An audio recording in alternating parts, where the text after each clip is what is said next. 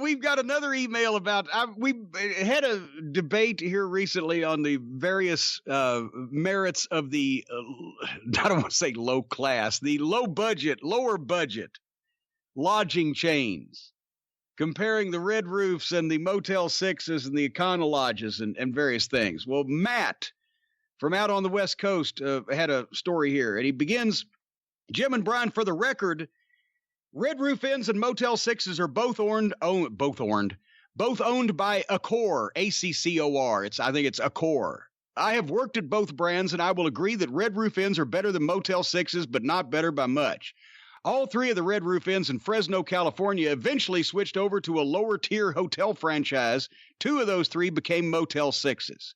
Hotel brands aside, I do have a story about Kane staying at one of those Red Roof Inns. Back in 2007, I just started my employment at this Red Roof. It was my second day there. I come in the lobby one morning to start my shift, and the overnight clerk asks if I know who Kane is.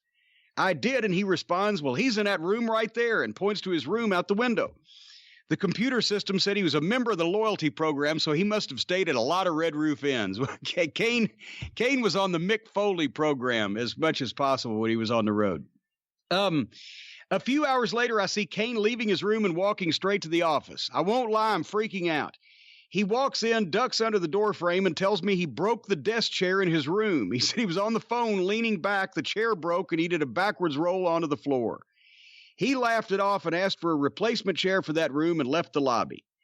I let my manager know, and the cheap cocksucker who owns the hotel said to tell him we'd have to charge him $100 for the broken chair. It's literally my second day on the job, and I really don't want to tell him this, but I call him up anyway and relay the message. He says he'll be right there and storms out of his room coming straight for the lobby. He comes in and proceeds to yell at me about how we shouldn't charge him for the chair and he could have been hurt falling backwards. I'm like a deer in headlights because Kane is literally cutting a promo on me. My manager and the hotel owner get involved and they decide on waiving the fee, which they should have done in the first place. The rest of the day, I'm texting all my buddies about how I met Kane and he yelled at me. However, I did get to meet Kane again when the WWE came back to Fresno in 2008 and he was traveling with Funaki. I was able to check both of them into the hotel without any problems, and both of them were very pleasant. He came back to the hotel, it almost killed him, and tried to charge him $100 for a broken, shitty chair. Well, hold on now. To play devil's advocate a bit, he's on the phone at the desk in his room, and he's leaning back in the chair, and the chair breaks. It may not be the chair's fault. How much does he weigh? No more than 320, 325 back in those days. I don't know. I think he may be responsible for that $100 chair. But if you are operating a hotel and a guest of yours that's obviously not only a celebrity but also 7 feet tall and 325 pounds ducks into your lobby to tell you that your chair is a piece of shit and he could have been killed and he's a world-known sports athlete, that was rotten grammar. World-known sports athlete. Yeah, folks, you can tell the candle is burning at both ends. So this world-known sports athlete comes in the goddamn lobby, says, hey, I could have fucking hurt myself. I could have sued you. This chair broke. Are you still going to fucking argue with him and try to charge him $100? You just go, okay, sorry about that, sir. Would you like to sign a waiver? Where do you draw the line? But what? Where do you draw the line? Hey, I was on the bed and I broke one of the legs of the bed. I've done that before. I wasn't alone at the time. So it was your fault. No, it was poor constructifying. But I would draw the line I would draw the line if I was the person in the room. If Kane had fallen over backwards and was impaled on one of those metal foldable luggage racks and punctured his lung, then I would have sued the Red Roof. But just breaking the chair and taking a little bump, well, okay. And by the same token, if Kane had, I don't know, got trapped in the fucking room and freaked out and Hulk smashed out the goddamn wall or window, then I'd want him to pay for that because that seems a little excessive. But I think everybody should have come to a mutual agreement a little quicker on his broken chair.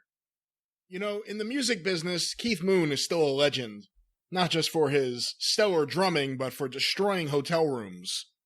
Was there anyone in the wrestling business known for destroying hotel rooms? Not on purpose.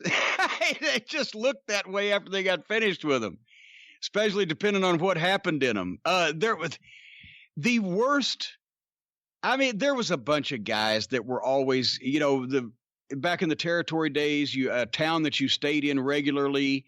Sooner or later, the guys would find a hotel where the desk clerk at night or the manager or whatever was a fan and was willing to give them, rates or whatever. And then one of the boys would fuck that up, whether it be, getting bad publicity or attention on the hotel or the cops coming or getting in a fight in the hallway or doing something stupid. And then the boys would always fuck themselves. They'd lose those rates.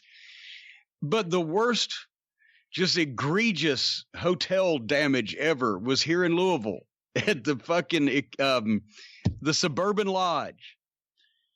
And it was the Boogeyman. And the Suburban Lodge here in Louisville had a deal with the OVW with all the guys that were coming in to train from out of town. It was the, limited stay, limited suite type hotel where they had a little kitchenette and the room, and you got the, a maid service. And also, basically people would stay there for weeks. Extended stay is what I'm trying to say instead of limited stay. Extended stay hotel. And they were giving the guys, this was back in the, mid 2000s, like $69 a week. And you could stay in this fucking nice room, right? But Boogeyman, look at old Marty. I love him. I'm not knocking him.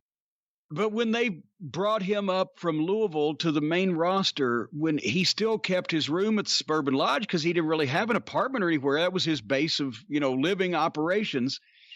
But he also left his menagerie because he not only had the snakes, but he also had the bugs that the snakes eat and the worms and the fucking various one-celled amoeba and all kinds of creatures that doth the road with they, the disgusting fucking things that he did as part of being the Boogeyman, he left them in the room.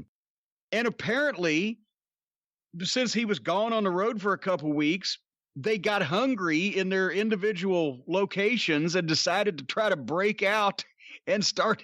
And they started, it was probably like the insect and vermin and rodent world version of the fucking Aristocrats joke. They started eating and fucking and pissing about and fucking sperming all over each other. They were eating each other and it infested the entire wing. They had to have a whole wing of the Suburban Lodge fumigated.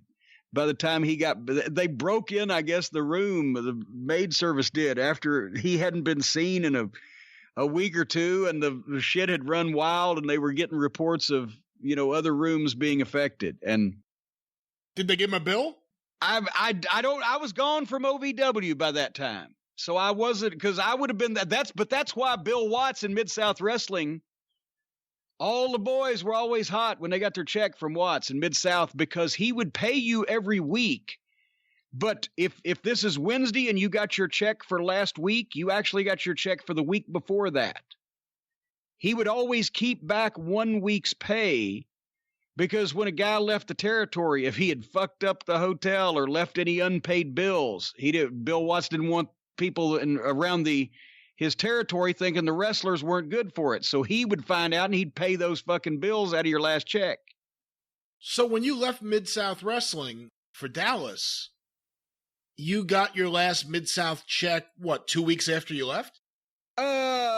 Well, I'd have to get a calendar and sit here and point at it, but approximately that, yes. But it's not like he wasn't gonna, he was gonna fuck us, for fuck's sake. But yes. And actually, I think our last check probably wouldn't have been very much anyway, because we left in midweek and then there was the break for Christmas before we started anyway. So you got an asterisk there. But point is, you had to wait 2 weeks to find out what your Superdome payoff was. So that was pins and needles time.